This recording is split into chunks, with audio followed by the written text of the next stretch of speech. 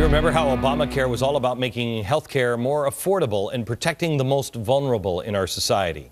Surely you remember how much money and resources members' unions do, the union dues from members, that the Purple People Eaters, known as SEIU, the Service Employees International Union, put up to fight for Obamacare. They even went so far as to allegedly beat Kenneth Gladney at a St. Louis town hall meeting. I mean, it's there on videotape, but no one was ever prosecuted. So we're going to use the word allegedly because allegedly we saw it with our own eyes. In fact, it was SEIU's then president, Andy Stern, the most frequent visitor to the White House, by far, who pushed for the tactic known as deem and pass.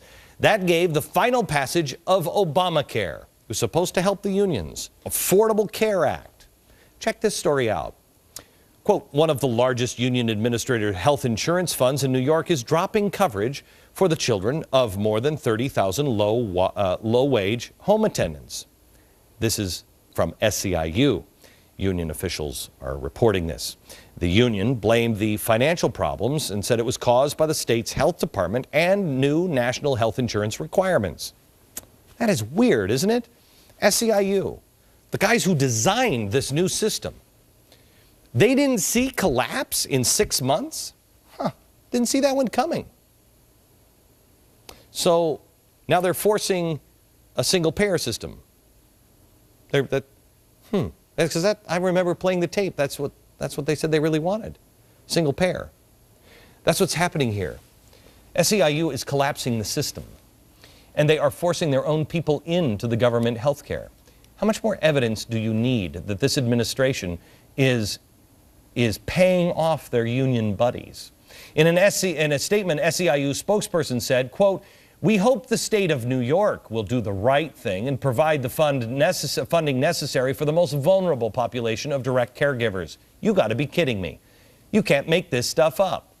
But on the bright side of the union ledger, I know you've all been worried about how the UAW is doing after driving GM to the brink of disaster. Well, you'll be pleased to hear that the United Auto Workers just made a nice, tidy sum of money with the sale of the GM shares that they received in the government bailout. $3.4 billion through the sale of 1/3 of its shares in GM last week. Analysts estimate that they will break even if they can sell the remaining 2/3 of their shares at an average price of $36 a share. If they can sell them at $36 a share, the unions will break even. Where did it close today? $33.80 a share. After selling 1/3 of its shares last week, the U.S. Treasury, where your investment is, agreed that they're not going to sell any more of the GM stock. Now they're going to hold off. This is the unions, this is you. You can no longer sell your stock for 6 months. But the union, they can. They're free to keep selling all their shares. Taxpayers, if you want to break even, GM stock would have to rise to at least $52 a share. Some say it's more like $103 a share before you break even. That'll take years to achieve, and all kinds of new super space cars. Oh, I'm sure they're on the assembly line now. But you'll sleep better tonight, resting in the knowledge that the UAW is being taken care of, right? Right? You want some more good news? Remember I told you last week about the TSA groping controversy?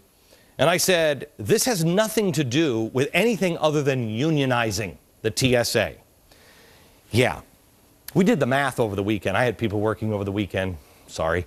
It seems that if they do unionize the TSA, guess how much the unions will make in dues?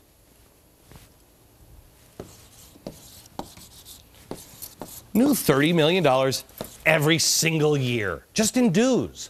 I'm sure that has nothing to do with their desire to represent TSA. They just want to come in and make sure, like SEIU did, that the workers don't have health care coverage for their kids. No, wait, that's not working out. I don't know how it works for the unions. Maybe that's why I'm not in one.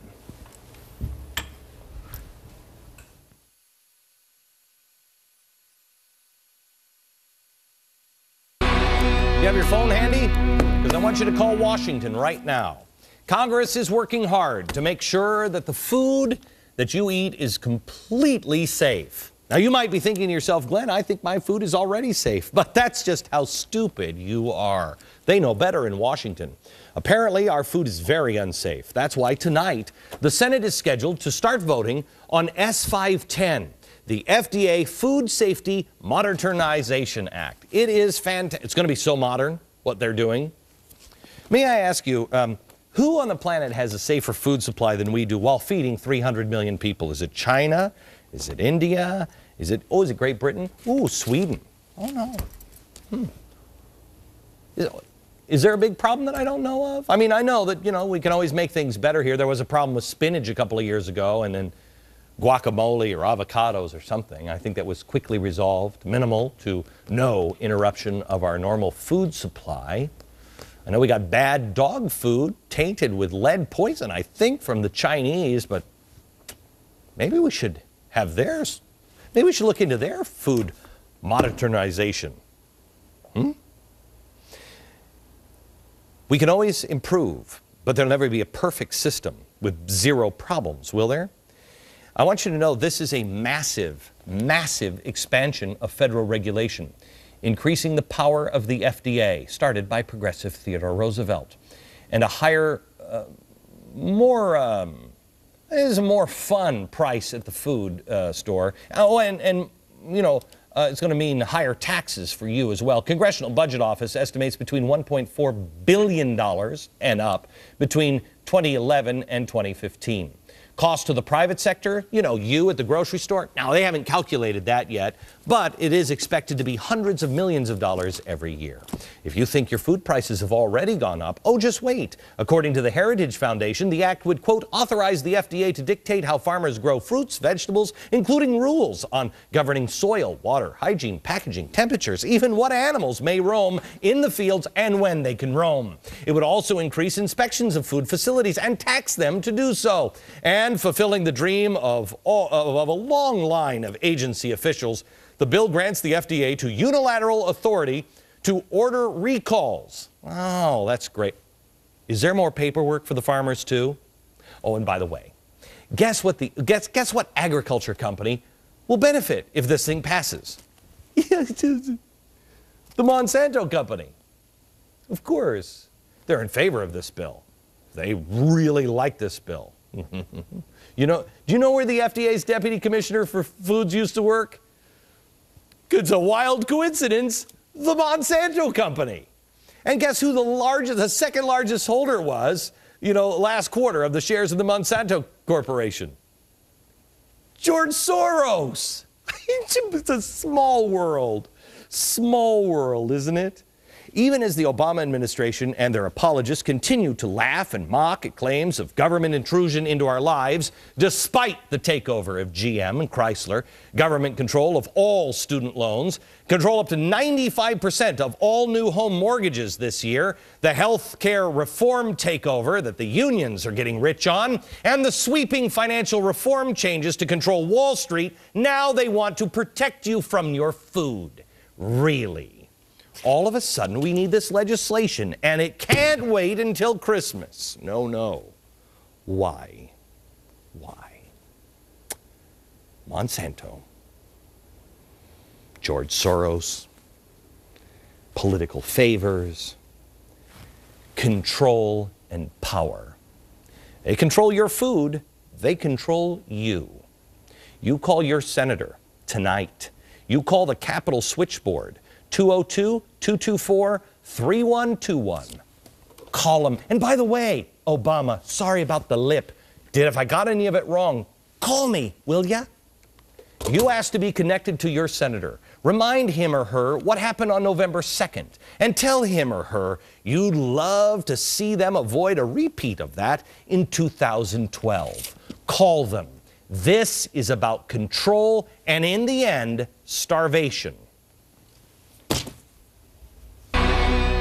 Friday, I introduced you to Amanda Zich. She is the woman who found my father's coat that was made by my mother for the bicentennial. She found it in a Goodwill store outside of Seattle a couple of weeks ago. Well, we brought her to New York, and after appearing on the show, she wrote me a letter, and I want to read part of it to you. She says, "Your audience has responded to the story and the sign you made with my shop's URL. I have sold over 550 items, and I am still selling. I believe now that after I ship everything, I'll be able to pay off my attorney and have a few months of mortgage payments ready to go for troubled times.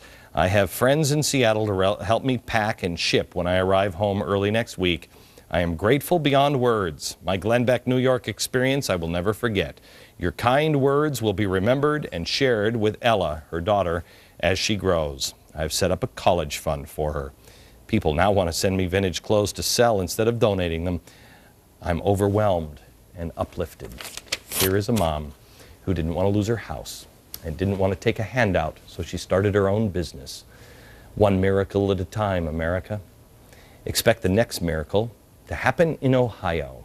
Just like 828 and Amanda Zich, it has nothing to do with politics. It has everything to do with people and who we choose to be.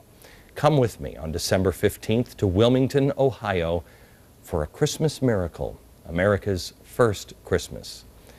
Go to glennbeck.com for all the details and get ready to witness miracles. America, I'm very excited about the future of what we have to share with you. Next year, we're working on a project that I think will blow your mind. A little closer in the future, on Thursday, we're going to be out at movie theaters with a live performance with an audience in Pittsburgh, and then in movie theaters all across the country, of Broke, how we fix this country, kind of a town hall meeting with just the two of us. That's on Thursday. On Wednesday's show, we're going to do a special on the Roman Empire, and if I have time and we can complete our investigation on a couple of things, I'm not only going to show you things that happened in the Roman Empire that are happening right now, but also some plans that were laid in the 1960s by Russia that will boggle your mind. That is Wednesday from New York. Good night, America.